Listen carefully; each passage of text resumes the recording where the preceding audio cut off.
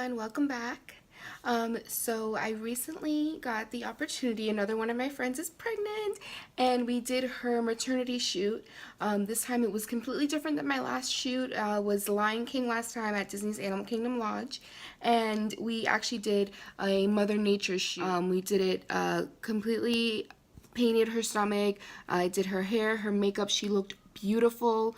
My friend Brittany, who's an artist, who was actually the mother in the Lion King shoot, painted her stomach, and it just came out beautifully, and she's having a baby girl. I'm so excited for her, and just stay tuned and look at the shoot, and the pictures that we got were amazing.